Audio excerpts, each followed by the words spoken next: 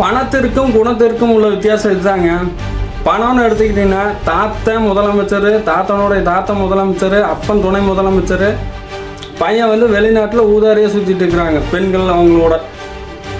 இதே குணம்னு எடுத்துக்கிட்டால் நம்ம தளபதி தான், அண்ணன் பையன், என்னை விட என்ன ஒரு 4 பேர் சின்ன பையன் சஞ்சய்.